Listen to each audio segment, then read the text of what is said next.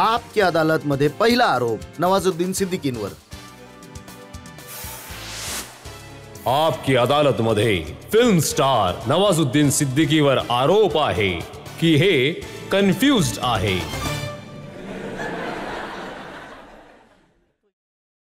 सिद्दीकी साहेब, तुमचा पूर्ण इतिहास बघितला तर तुम्ही इतके प्रतिभावान अभिनेते आहात. अभिनयाची क्षमता आहे तुमच्यात, अफाट क्षमता आहे. लोक खूप प्रेम करतात.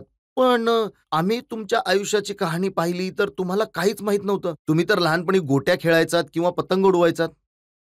हा, मी एक्झॅक्टली जेव्हा माझ्या गावात होतो तेव्हा 2-4च खेळ खेळायचो. ते मी खेळायचो आणि नंतर मला कळालं की थोडं तोपर्यंत मी खूप सारे जॉब करून झालो होतो. नंतर रिअलाईज झालं की जॉब सुद्धा काय करत होते?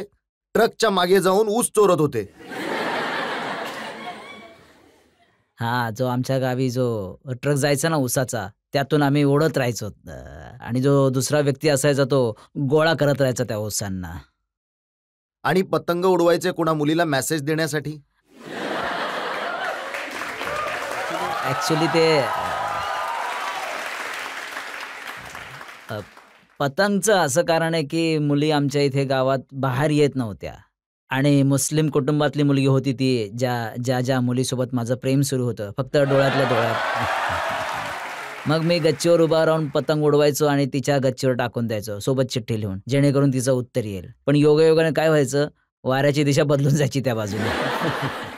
त्यामुळे 3-3, 4-4 दिवस वाट पाहावी लागायची की केव्हा वारा इकडे येईल आणि पतंग उचलून परत टाकू तिच्या घरावर आणि मग उत्तर येईल तिच्याकडनं. तर त्यात 5-6, 6-6 दिवस निघून जायचे. तर मग कधी आईने सुद्धा सांगितलं नाही की माझा मुलगा इतका हँडसम आहे, तो हिरो बनून जाईल चित्रपटात?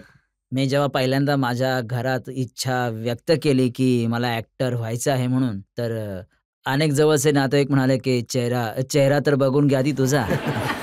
तर हे खूप जास्त ऐकायला मिळायचं. पण मी डोक्यात हे ठरवून घेतलं होतं की बनायचं तर ॲक्टरच बनायचं. मग ही जाणीव कधी झाली की मी ॲक्टर बनू शकतो? हे ग्रॅज्युएशन नंतर झालं. कुणी सांगितलं की स्वप्न पडलं होतं रात्री?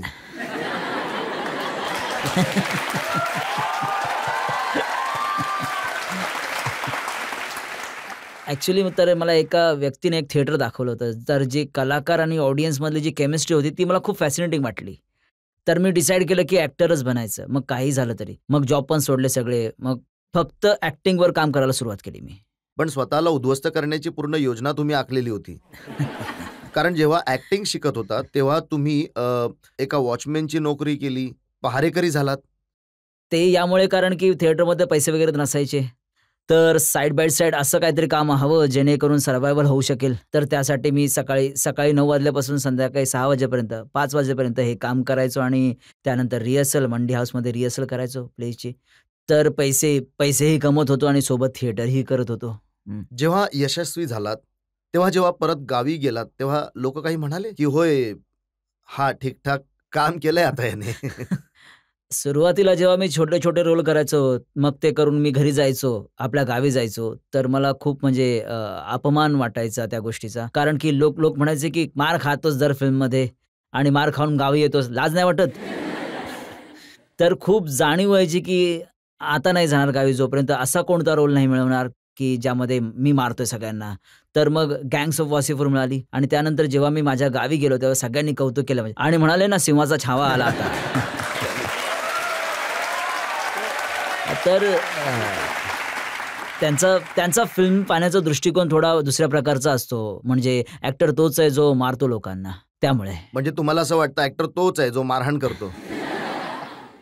माझा दृष्टिकोन तर तयारच नाही झाला ॲक्च्युली. मी माझं खूप मन होतं की मी खूप विचित्र रोल करावेत. एक कोणती फिक्स इमेज नाही बनून राहावी रोलबद्दल.